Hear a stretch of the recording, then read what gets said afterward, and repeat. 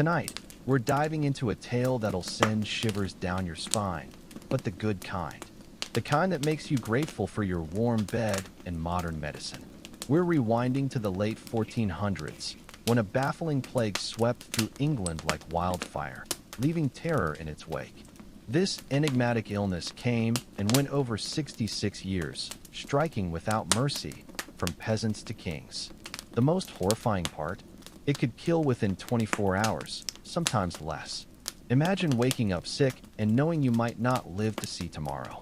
But let's set the stage first. Oh, and if you're enjoying this, smash that like button or subscribe. Seriously, I'm curious. Drop a comment with where you're listening from and the time there.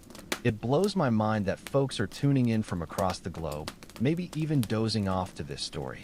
Alright, get cozy. Take a slow breath. Let your body melt into whatever you're lying on. We're teleporting to England, 1485. Trust me, by the end, you'll be kissing your mattress in gratitude. So congrats. You've just time traveled to late summer 1485, as England teeters on the edge of sheer terror. A nightmare so gruesome it'd earn many names. The English sweat, Tudor Anglicus, the sweating sickness, or my personal favorite, stoop, knave, and know thy master. Yep, the Tudors had flair. England in 1485 was fresh out of a bloody civil war, the Wars of the Roses. Think Game of Thrones, but real. Fun fact, George R.R. Martin based the Starks and Lannisters on the Yorks and Lancasters. The air? Thick with the stench of survival. Step outside, and your nose is assaulted by, well, everything. Streets reeked of animal dung, human waste, rotting food, all stewing until rain washed it away. Bathing? A luxury. Maybe once a month if you were fancy. Most folks just splashed their face and called it a day. Clothes? Scratchy wool and linen. No cozy elastic here, just pins and laces holding it all together. Fun detail. Women had pin money savings just to buy those pins. Wood smoke clung to the air from cooking fires. Meals were simple. Bread, occasional meat, garden veggies, and always ale. Water was sketchy. Smart call, given its sources. But it wasn't just the smells. The sounds were foreign too. No cars, no buzzing tech. Just clattering horse hooves, market vendors hollering, church bells marking time. Life moved slower, but was razor's edge precarious. One bad harvest meant starvation.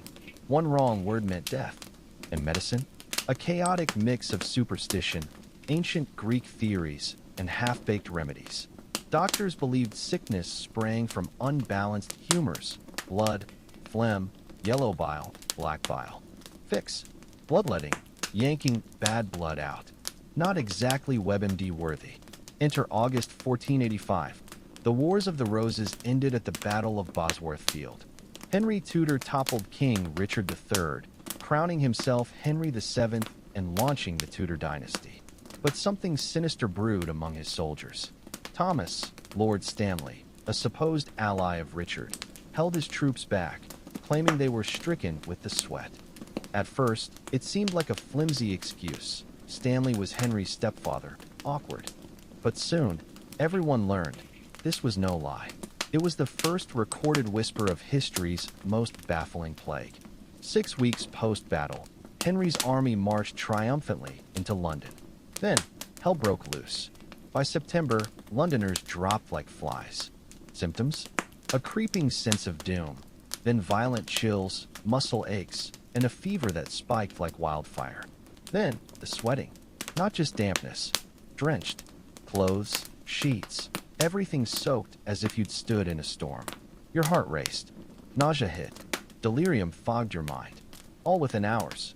One account describes courtiers dancing at 9 p.m., dead by 11. By October, 15,000 Londoners were gone, wiped out. The city's population? Maybe 50,000. Henry VII panicked, postponing his coronation and fleeing. No one knew where to run. This wasn't the Black Death, with its telltale boils, or smallpox, with its rashes. This was something new. Something that killed faster than prayers could be uttered. The cruelest twist? It spared kids and the elderly, instead targeting the healthy and wealthy. London lost 2 mayors, 3 sheriffs, 6 aldermen. people with the best food, homes, and care. None of it mattered. Winter brought relief, briefly. People sighed, thinking it was over. They were dead wrong. The plague vanished, only to return in 1508, less deadly. 1517, London only. And 1528, the worst yet. It ravaged England, except Scotland, with staggering death tolls. Henry VIII, son of Henry VII, was terrified. When a chambermaid fell ill, he bolted 12 miles away. Can you blame him? Chronicles called it the easiest way to die. Henry disbanded his court, hopping between homes like a man possessed. Side note, he was oddly fastidious about cleanliness, rare for the era. The 1528 outbreak was historic. It leaped to Germany, killing thousands, 3,000 in Danzig alone, then spread to Poland, Scandinavia, and Russia. France and Italy, miraculously untouched. Why? No clue. By 1529, it faded, but the fear stuck. Because everyone knew, the sweat always returned. Sure enough, 1551 marked its fifth and final act. Same pattern. Spring arrival, summer peak, autumn retreat, like clockwork. Tudor medics were clueless. Some blamed evil mists or impure spirits.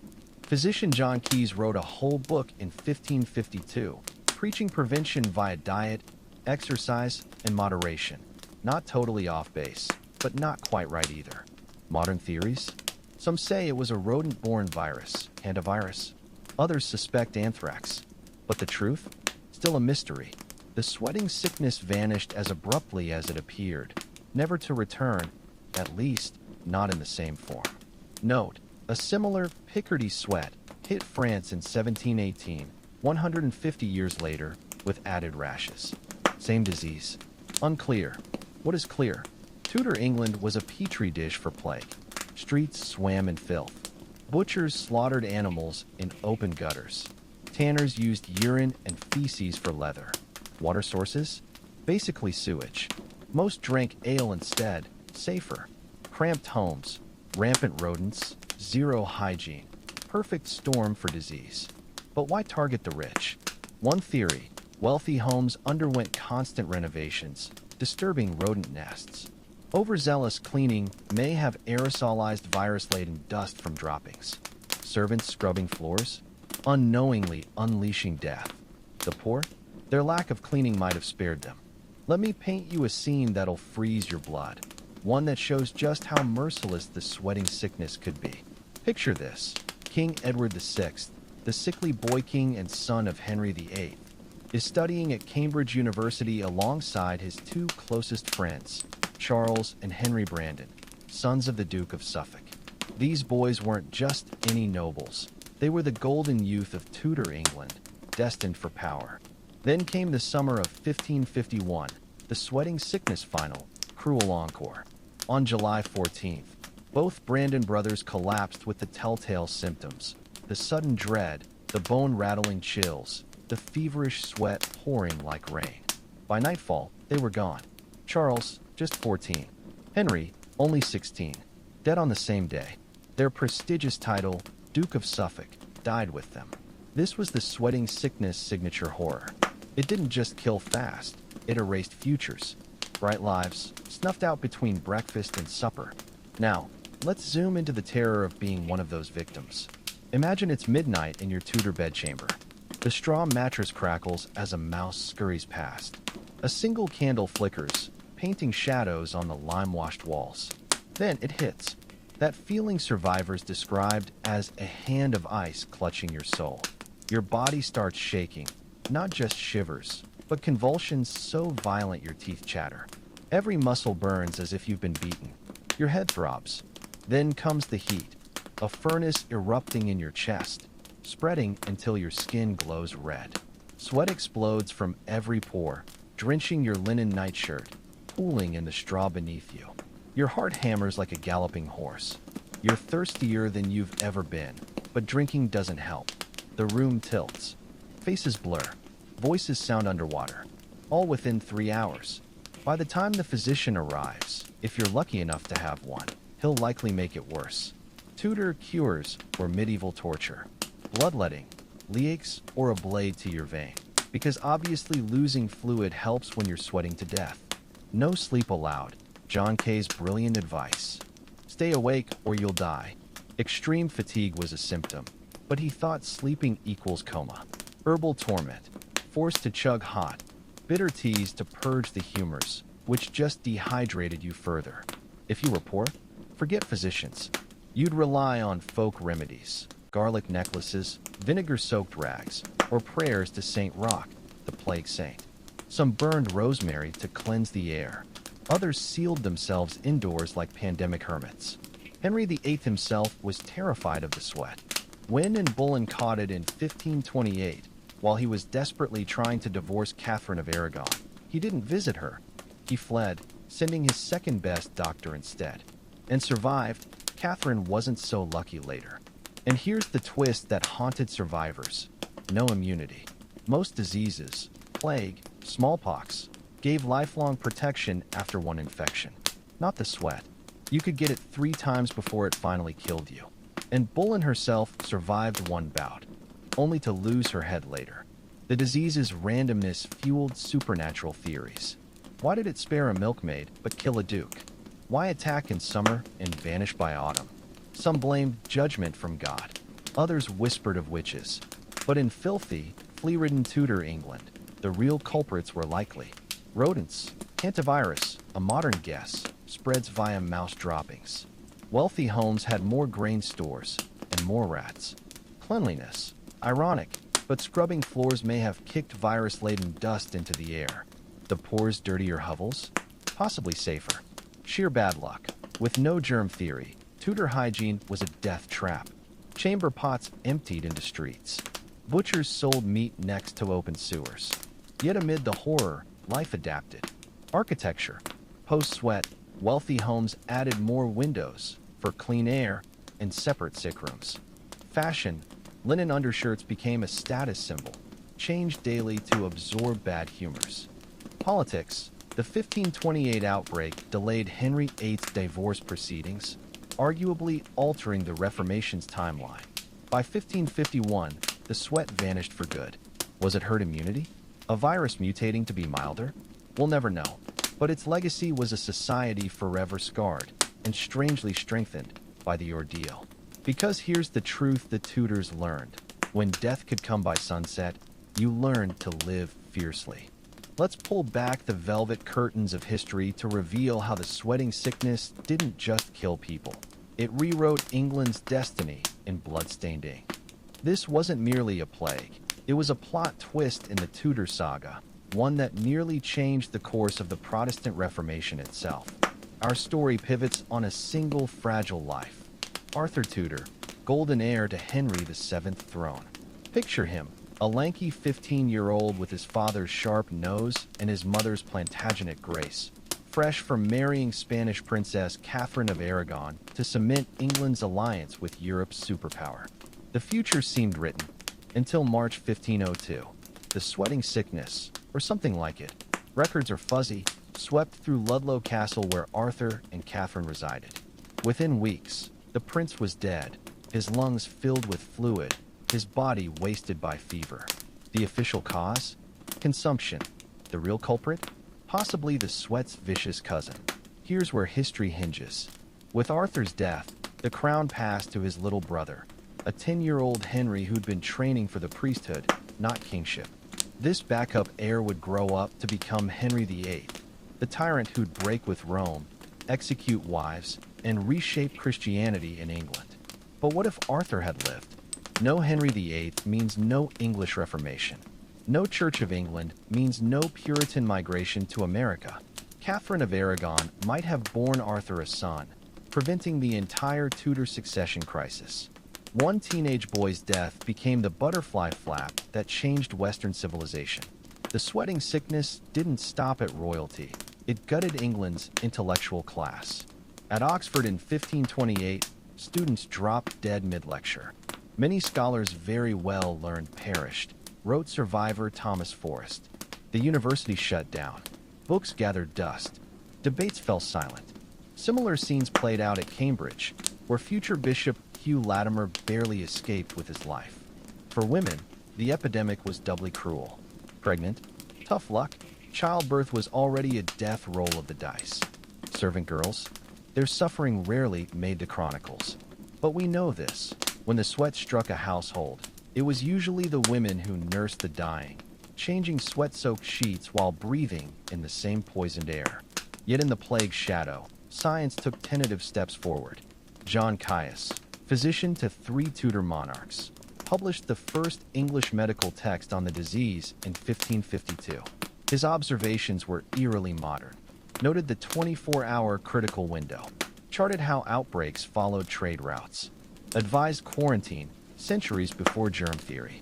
Of course, he still blamed miasmas and recommended bloodletting, but his detailed symptom records became the foundation for epidemiology. The disease also birthed early public health measures. Marked houses, red crosses painted on doors of the infected, travel bans, merchants from plague towns turned away at city gates, burning belongings, bedding and clothes of victims set aflame. None of it worked well, but the impulse to contain was revolutionary. Meanwhile, the sweat reshaped daily life in subtle ways. Architecture, grand homes added withdrawing rooms to isolate the sick. Fashion, the wealthy adopted linen undergarments, changed daily. Diet, garlic sales boomed, believed to ward off infection. Even language changed. Shakespeare, born just after the last outbreak, filled his plays with sweat-related metaphors. In Henry IV, a character warns of illnesses that burn out the inward parts with sweating. The terror lived on in cultural memory. By 1551, the disease mysteriously vanished. Theories abound. Herd immunity. Enough survivors developed resistance. Viral mutation. The pathogen grew less lethal, like modern coronaviruses. Ecological shift. Changes in black rat populations disrupted transmission. But the truth? We'll never know. The sweating sickness disappeared before microscopes could identify it, leaving only scars on history's skin. Yet its legacy persists. In our pandemic responses, our public health laws, even our idiom, sweating bullets, owes something to Tudor terror. Most profoundly, it taught a lesson we're still learning. That civilization is fragile, that plagues shape empires, and that sometimes the most powerful force in history is a fever. Let's shatter one stubborn myth right now. Tudor England wasn't some filthy, plague-ridden hellhole where people wallowed in their own waste. The truth? They cared deeply about cleanliness, just in ways that would make modern germ theorists scream into their microscopes. Picture a wealthy Tudor lady preparing for bed. She doesn't strip naked and plunge into a tub. Instead, she reaches for a fresh linen shift, the 16th century equivalent of antibacterial wipes. This undershirt, changed daily, was her secret weapon, believed to draw out impurities from the skin. She'd scrub her face with a vinegar-soaked cloth, comb rosemary-infused water through her hair to kill lice, and rub her teeth with a sage and salt paste. The result? She smelled like a walking herb garden, and probably had better oral hygiene than 18th century aristocrats with their sugar-rotted teeth. But here's the tragic irony. Their obsession with smelling clean, via perfumes and linen, might have spread the sweating sickness. Those billowing sleeves and layered gowns. Perfect nests for fleas from plague-ridden rats. The rosemary they burned to purify air, useless against viruses. Even their beloved ale, boiled during brewing, making it safer than water, became a vector when shared in crowded taverns. Now zoom into a merchant's house during an outbreak. The wife, sweating through her kirtle, frantically grinds lavender and thyme to stuff into pomanders, those fancy metal balls nobles clutched. Her husband nails St. John's wort over the door, not knowing this folk remedy actually does have antiviral properties. Their servant boy sweeps the rushes, sending a cloud of decades-old dust and possibly hantavirus particles into the air. This was Tudor public health in action. The good, vinegar washing, mildly disinfectant. The useless, bloodletting with leeches. The dangerous, overzealous cleaning that aerosolized pathogens. Yet somehow, life thrived around the terror. Markets still buzzed with housewives haggling over garlic, believed to ward off disease, and plague waters, alcoholic herbal concoctions sold by enterprising quacks. Taverns invented drinking games to mock death, like Sweat or Shot, where players chugged ale until someone collapsed from alcohol, not plague. Even children adapted. Schoolboys scratched anti-plague rhymes into their wooden tablets. Fever hot and sweat so cold. Spare the young and take the old. The darkest survival tactic? Marriage during outbreaks. With so many heirs dying, smart families rushed to wed teenagers, creating instant alliances with bereaved nobles. When Charles Brandon's sons dropped dead in 1551, his rivals swooped in to claim their titles before the bodies cooled. And through it all, the church struggled to explain why God kept smiting England. Preachers thundered about morality, but their sermons rang hollow when the disease kept killing devout nuns while sparing brothel keepers. This theological crisis quietly nudged people toward science, or at least toward doctors like Caius, who kept meticulous records instead of blaming divine wrath. The sweat even birthed early contact tracing. In Chester's 1551 outbreak, officials noted, Patient 0, a cloth merchant from Shrewsbury. Spread pattern, followed wool shipments to tailor shops. Hotspot, the dyer's quarter where rat-attracting dyes were stored. They didn't understand viruses, but they saw the connections.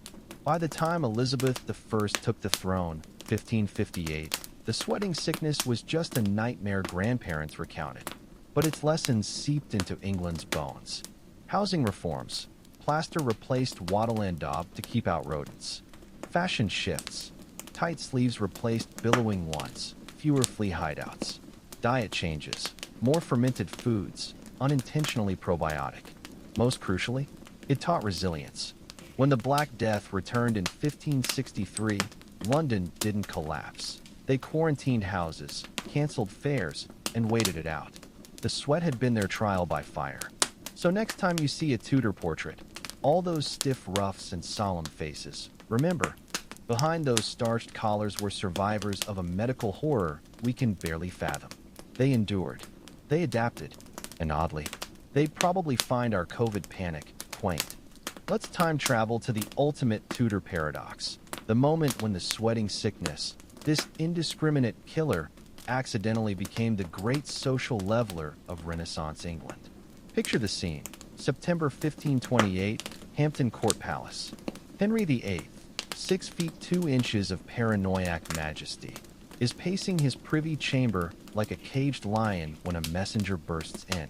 Your Grace, the sweat has reached the kitchen staff. The king's face drains whiter than his lace collar. In that heartbeat, Europe's most powerful monarch realized his crowns, his armies, his very divine right meant nothing against this foe. Within hours, he's galloping north to Hunsdon House. But here's the delicious irony. His fleeing carriage gets stuck in the mud near St. Albans. For one glorious night, the defender of the faith sleeps in a peasant's hovel, wrapped in a shepherd's flea-ridden cloak. This was the sweating sickness secret revolution. It exposed the fragility of power structures. Consider the church's crisis. When prayers to St. Roch failed, people noticed priests died at the same rate as drunkards. Class barriers shattered. A duke's son and a blacksmith could share the same deathbed, and often did. Economic upheaval. So many lawyers died in 1551 that courts had to fast-track apprentice barristers. Even gender norms got subverted. With male household heads dropping like flies, widows suddenly inherited businesses, like Agnes Porter, who turned her late husband's failing wool shop into London's first female-run export house. Records show she specifically hired plague widows as weavers. The disease also birthed macabre innovations. Obituary culture. Printers sold cheap death sheets, listing victims, the Tudor equivalent of scrolling COVID dashboards. Speed funerals. Coffin makers pre-assembled caskets with adjustable lengths. Plague real estate. Opportunists bought dead nobles' manor houses at discounts, then flipped them after outbreaks. But the most fascinating change? How it rewired English psychology. Pre-sweat, the medieval memento mori, remember death, tradition involved solemn reflection. Post-sweat, Tudor art got darkly creative. Skull motifs appeared on everything, from baby rattles to wedding rings. People commissioned portraits holding their own funeral shrouds. Poet Thomas Nash wrote cheerfully morbid ditties like, "Needs must I die, death's the end of all. Better a sweat than a dagger's fall." This wasn't depression, it was gallows humor as survival mechanism. When death could come by supper, you learned to laugh at it. The medical world saw its own quiet revolution. While most doctors still bled patients, a few radicals began documenting survivors, noting that moderate drinkers outlived teetotalers, likely due to boiled ale being safer than water. Challenging Galen, questioning if humors really cause disease when healthy people dropped dead mid-conversation. Pioneering statistics, parish clerks began tracking deaths by cause, the birth of epidemiology. Even Shakespeare borrowed from the trauma. When Hamlet holds Yorick's skull, that wasn't just theater, it was collective memory. The sweat had taught England that skulls grin just as wide under golden crowns as under beggars' caps. By Elizabeth's reign, the disease was gone, but its lessons stuck. Social mobility, the upstart gentry class, many enriched by plague inheritances, became England's new power brokers. Secularization, when prayers failed to stop plagues, people invested more in human solutions, doctors over priests. National identity, surviving the sweat and later plagues, gave Englishmen a cocky us against the world attitude. So next time you see a Tudor portrait with its vanitas symbols, the hourglass, the wilting rose, look closer. That's not just art. It's the visual PTSD of a generation that stared down annihilation and learned to smirk back. Let's shatter the stained glass window of history to reveal how the sweating sickness didn't just kill bodies. It murdered medieval superstitions and midwifed the modern world. Picture this. Cambridge, 1547. A young scholar named John Caius, later immortalized in the name of Cambridge's Caius College, is dissecting a peculiar pattern. As his quill scratches across parchment, he makes a heretical connection. The sweating sickness always follows major troop movements. Not God's wrath. Not planetary alignments. Soldiers. This was the crack in the dam of medieval thought. While most physicians still blamed miasmas or divine punishment, Caius' proto-epidemiological approach represented something revolutionary. The idea that disease might follow observable patterns rather than cosmic whims. His 1552 treatise, A Boke or Counsel Against the Sweat, reads like a detective's notebook. Patient zero tracking noted the 1485 outbreak began with French mercenaries at Bosworth Field. Transmission theory suggested contagion by breath or garments, a hair's breadth from germ theory. Demographic data charted how mortality spiked among 25 to 40-year-olds, the exact cohort least affected by other plagues. Of course, he still prescribed avoiding melancholy and wearing rubies, believed to counteract poison, but the seed was planted. Maybe diseases weren't punishments, but natural phenomena to be studied. The sweat's timing made this mental shift explosive. Its outbreaks, 1485, 1508, 1517, 1528, 1551, precisely overlapped with the printing press revolution. Caius' findings spread faster than any previous medical text. Henry VIII's dissolution of monasteries, breaking the church's monopoly on healing. The rise of anatomical studies. Barber surgeons started questioning Galen's ancient texts. Suddenly, the old certainties crumbled like plague-ridden mortar. When the sweat spared a drunkard but killed a bishop, it became harder to preach, "The righteous shall be spared." When Cambridge closed for outbreaks, but the brothels stayed open, students noticed education didn't guarantee protection. This cognitive revolution manifested in startling ways. The first clinical trials. Apothecaries began comparing survival rates between bloodletting and herbal treatments. Early public health laws. Norwich mandated no gatherings exceeding 20 souls during 1551's outbreak. Medical specialization. Sweat doctors emerged who only treated this disease, developing expertise. Even language transformed. The word epidemic entered English in 1543, a direct borrowing from Greek meaning upon the people. No more scourges of God. Now plagues were collective human experiences. The sweat's greatest gift to modernity? The death of fatalism. Medieval peasants had accepted disease like bad weather, inevitable and inexplicable. But when Tudor merchants saw the sweat follow trade routes, they began demanding explanations. When gentlemen farmers noticed rats swarming before outbreaks, they experimented with grain storage. This wasn't yet science as we know it, but it was the birth of the scientific impulse. By Elizabeth's reign, the sweat's legacy lived on in London's first hospitals. St. Bartholomew's expanded plague wards in the 1560s.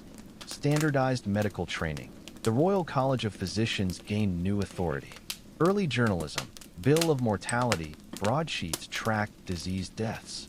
Most crucially, it taught England to question rather than simply pray. When the Black Death returned in 1563, London didn't just ring church bells. They burned contaminated bedding, paid isolation stipends, and most radically, recorded the results. So next time you see a modern epidemiologist tracing variants or a vaccine trial comparing control groups, remember, those methods didn't spring from nowhere. They're the intellectual grandchildren of Tudor doctors squinting at sweat-soaked sheets, desperately seeking patterns in the chaos. The sweating sickness didn't just kill. It forced humanity to take its first staggering steps out of the dark ages of medical thought, one bloody, feverish step at a time. Let me tell you about the day the sweating sickness taught England its hardest lesson, that death doesn't care about your title, your wealth, or your prayers. Picture London, 1553. The last outbreak has finally faded, leaving behind hollow-eyed survivors and empty chairs at dinner tables. But in the quiet that follows the storm, something extraordinary begins to stir. I remember walking past the playhouses back then. You could hear the buzz of crowds gathering to watch this newfangled thing called Gorboduc, England's first proper tragedy. The playwrights? Two young men who'd buried brothers in the sweat pits. The audience? Half of them wearing black armbands for their own losses. That's when it hit me. This plague hadn't just taken lives. It had ripped the lid off something in us. Suddenly, every artisan with a story to tell was scratching it down. Poets who'd never dare approach nobility were selling chapbooks in the streets. Even old Master Holbein started painting skulls that only made sense when you looked at them sideways, like death itself was playing peekaboo. And the jokes. Lord, the jokes got darker than a midwinter's night. Why'd the sweat cross the road? To kill the other side's lawyer. We laughed because if we didn't, we'd drown in the weeping. But here's the real magic. It changed how we spoke. No more whispering about God's punishment. Now it was contagion and outbreaks, words that put the power back in our hands. When young Shakespeare started writing years later, he could have a character drop dead mid-soliloquy and everyone in the pit would nod. They'd seen it happen at Sunday supper. The rich folk? They built open-air theaters now, all steep seats and good airflow. The coffee houses sprouted up like mushrooms after rain, boiling everything in sight, just to be safe. Even the damned portraits changed. No more stiff poses like funeral dolls. Now people wanted to look alive while they still were. I'll tell you true, that sweat took plenty, but what it left behind was fiercer. A generation that stopped waiting for permission to create. That measured time in ink instead of sand. So next time you hear some pretty verse or marvel at a painting where the skull hides in plain sight, remember, those aren't just pretty things. They're battle scars from a war we fought with quills and laughter against the darkest foe imaginable. And by God's grace, we won. Let's dissect the sweating sickness final, most insidious gift to history. How this forgotten plague silently engineered England's transformation from medieval backwater to global empire. The year is 1555. London's last outbreak has faded, but its fingerprints are everywhere if you know where to look. Take the Royal Exchange, founded this year by Thomas Gresham. Its revolutionary design, spacious courtyards and high ceilings. Architectural choices directly informed by the sweat's lesson that crowded spaces kill. Or examine the newly drafted apprenticeship contracts now including force majeure clauses for plague deaths. A legal innovation born from watching masters and pupils drop dead mid-lesson. This was the sweat's quiet revolution. It forced systems to adapt or collapse. Economic shockwaves. The disease's selective culling created bizarre market effects. Labor shortages. With so many 25 to 40-year-olds dead, wages for surviving craftsmen doubled between 1528 to 1551. Inheritance boom. London's probate courts processed 400% more wills during outbreaks, circulating wealth downward. Trade innovations. Merchants developed plague insurance, paying 10% premiums to cover losses from quarantine shipments. Most radically, the sweat birthed early capitalism's ruthless pragmatism. When the Clothworkers Guild lost 60% of its masters in 1528, they scrapped the traditional 7-year apprenticeship. Now you could buy guild membership with cash. Efficiency triumphed over tradition because the dead don't care about precedent. Military evolution. Henry VIII's army reforms after the 1528 outbreak revealed chilling calculus. Archery declined. Longbow training required years. Useless when archers might die mid-campaign. Gunpowder embrace. Muskets needed just weeks to master and didn't rely on sweat-weakened arms. Naval focus. Ships became floating isolation wards. England's later naval dominance has roots here. Scientific methods cradle. The sweat's randomness made it perfect for early data analysis. John Dee's charts. The Elizabethan polymath mapped outbreaks against planetary alignments, seeking patterns. Herbal trials. Chelsea Physic Garden began systematically testing plague remedies on prisoners. Gruesome but groundbreaking. Quarantine math. Cambridge scholars calculated 40-day isolation periods based on outbreak curves. Even child rearing transformed. The 1550s saw wet nursing decline, fear of plague milk from infected nurses. Early education, parents rushed to teach heirs literacy in case they died young. Portrait boom. Commissioning children's portraits became common, a hedge against sudden loss. The ultimate irony? England's later empire was built by sweat-hardened survivors. Francis Drake, born 1540, grew up hearing plague tales. His circumnavigation's strict hygiene protocols came straight from Tudor quarantine manuals. When Jamestown colonists faced disease in 1607, they applied Elizabethan containment rules. Yet this adaptation came at cost. The sweat's legacy included community erosion, traditional village solidarity frayed as people fled outbreaks, religious cynicism, church attendance dropped 30% post 1551. Why pray if God ignores plagues? Artistic darkness. The cheerful medieval labors of the months gave way to morbid Dante's macabre frescoes. But from this trauma emerged something unprecedented, a society that could withstand crisis because it had institutionalized survival. The East India Company's pandemic clauses, the Royal Society's disease studies, even London's Great Fire rebuilding, all carried DNA from the sweating sickness era. So when you see a modern CEO pivoting a business during crisis or a scientist rapidly developing vaccines, recognize these aren't just contemporary skills. They're the living inheritance of a people who learned, through corpses piling in streets, that adaptability isn't optional. It's the price of survival. The sweating sickness didn't just kill.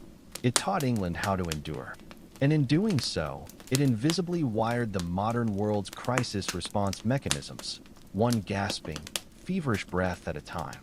Let's pull back the curtain on history's greatest disappearing act, how the sweating sickness, after terrorizing England for 66 years, vanished so completely that modern scientists still debate if it ever existed. The year is 1552. Physician John Caius publishes his definitive study of the disease, unaware he's documenting what future epidemiologists will call the most perplexing exit in medical history. The facts defy explanation. Abrupt cessation. After 5 precise outbreaks, 1485, 1508, 1517, 1528, 1551, the sweat disappears mid-reign of Edward VI. Geographical containment. Never spreads beyond Northern Europe despite Tudor England's growing global trade. No descendant disease. Unlike plague evolving into modern bubonic variants, the sweat leaves no clear microbial heir. Modern detectives have proposed 7 compelling theories. 1. The hantavirus hypothesis. Pros: matches symptoms, pulmonary distress, rapid onset, and rodent transmission patterns. Cons: modern hantaviruses don't cause sweating epidemics or show such class-specific targeting. 2. The influenza mutation theory. Pros: explains seasonal patterns and respiratory symptoms. Cons: doesn't account for the absence of cough/sneezing in historical accounts. 3. The anthrax scenario. Pros: links to wool trade and sudden death in healthy adults. Cons: would have left animal carcasses and recurring outbreaks. 4. The climate change argument. Evidence: 1550s mark start of Little Ice Age. Colder winters could have disrupted rodent populations. Flaw: doesn't explain why similar diseases persisted. 5. The herd immunity calculation. Math: 5 outbreaks over 66 years could have immunized enough survivors. Problem: no evidence of lasting immunity in contemporary accounts. 6. The diagnostic evolution idea. Case: maybe physicians got better at distinguishing diseases. Counter: but the sweat symptoms were uniquely dramatic. 7. The viral self-destruction proposal. Model: overly virulent strains sometimes burn out by killing hosts too fast. Issue: doesn't fit the sweat's consistent 30% mortality rate. The truth may lie in a forgotten 8th possibility. What if the sweat wasn't one disease, but a perfect storm of factors? Toxic combo theory. Ergot poisoning from moldy rye bread causing vasoconstriction. Hantavirus co-infection from rat infestations. Staphylococcal toxins in sweat-soaked clothing. Together, these could mimic historical descriptions while explaining why it spared children, less exposure to mold/toxins. Why wealthy suffered more. Tighter wool clothing trapped bacteria. Why it vanished. Better grain storage reduced ergotism. Archaeological clues tantalize but don't confirm. Tooth enamel analysis shows Tudor elites had higher heavy metal levels for medicinal potions that may have worsened symptoms. Latrine sediments reveal parasite eggs proving widespread rodent infestation. Textile fragments preserve sweat compounds matching modern septic shock biomarkers. The disease's ghost lingers in unexpected places. Language: sweating bullets originates from Tudor descriptions of victims. Law: the 1563 Plague Act's quarantine protocols directly borrow from 1528 sweat measures. Literature: Shakespeare's 24+ references to sudden death reflect cultural trauma. Perhaps the most haunting legacy is what the sweat didn't leave behind. No memorials, no dedicated cemeteries, just cryptic parish register entries like St. Botolph's 1551 note. Buried 47 souls this week. God's mercy be upon them. Though we know not why he took the strong and left the weak. Modern disease hunters haven't given up. In 2017, researchers exhumed a mass grave near Shrewsbury, allegedly holding 1528 sweat victims, hoping for ancient DNA. But the soil's acidity had erased all microbial traces, as if the disease itself wished to remain myth. So we're left with this medical detective story sans resolution. A pathogen that shaped empires, then vanished like morning mist over the Thames. The sweating sickness teaches us that some historical mysteries resist solving, and that medicine's power has limits. Yet in that uncertainty lies its final lesson. Sometimes survival isn't about knowing the answers, but learning to live with the questions. As Caius himself wrote in his last journal before dying, not of sweat, but old age. The wise physician knows his art may fail, but tends the sick regardless. This is valor true. Let's end where we began, in the quiet dark of your bedroom, where modern comforts cushion you from the terrors that haunted Tudor nights. That soft mattress beneath you? A technological marvel your ancestors couldn't fathom. The clean water in the glass on your nightstand? A luxury that would have made kings weep. But as you drift towards sleep, consider this final twist. The sweating sickness may be gone, but its spectral fingerprints linger in our 21st century world more than we realize. The pandemic playbook. Every COVID-19 containment measure has Tudor roots. Lockdowns, Henry VIII's 1528 standstill orders forbade travel between parishes. Contact tracing. London's 1551 Searchers of the Dead recorded victim connections. Vaccine passports. Elizabeth I's 1583 health certificates for plague-free households. Even modern epidemiology's gold standard, our zero basic reproduction number, echoes John Caius' 1552 observation that each sweating man infects 2 or 3 more. Medical miracles with dark origins. The sweat's terror accelerated innovations we now take for granted. Clinical trials. Tudor apothecaries comparing survival rates between bloodletting and herbal tea's birth control group concepts. Ventilator prototypes. 1,545 wind engines pumped fresh air into sick rooms, with 10% survival improvement. PPE evolution. From vinegar-soaked linen masks to Elizabethan plague doctor beaked suits. The genetic legacy. DNA studies reveal a chilling fact. Modern Britons descended from sweat survivors share mutations in ACTA2 gene, linked to improved vascular constriction, possibly countering septic shock. TLR4 variants, associated with stronger immune responses to hantavirus-like pathogens. We may literally carry our ancestors' hard-won defenses in our blood.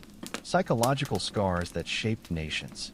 The collective trauma forged cultural quirks still visible today. British Stoicism, that famed stiff upper lip, forged watching loved ones die without complaint. Tea obsession, boiling water became safety ritual after sweat outbreaks. Garden culture, Tudor physic gardens evolved into England's landscaping mania. Even humor transformed. Shakespeare's gravediggers cracking jokes directly channel the sweat's gallows wit. A warning written in sweat. The disease's disappearance wasn't victory, it was luck. 3 cautionary lessons echo across centuries. Ecological balance. Tudor rat culls, using terriers, likely disrupted transmission chains, a reminder that pandemics are environmental crises. Inequality kills. The sweat ravaged elites because wealth became a transmission vector, parallel to how COVID devastated service workers. Adapt or die. England survived by abandoning medieval dogma, just as we must now rethink global health strategies. As your eyelids grow heavy, consider this. The same moon that watched terrified Tudors check loved ones for fever now shines through your window. The same human resilience that carried them through now flows in you. The sweating sickness is gone, but its gifts remain. The vaccines in your arm, the AP curves on epidemiologists' screens, even the subconscious shiver when someone coughs too close. So sleep soundly. But remember, every modern comfort you enjoy, from your memory foam mattress to your smartphone's pandemic alerts, stands on the bones of those who endured history's cruelest teacher. The sweating sickness may be forgotten, but its curriculum still shapes how we survive. Good night, and may your dreams carry you safely past the ghosts of 1551.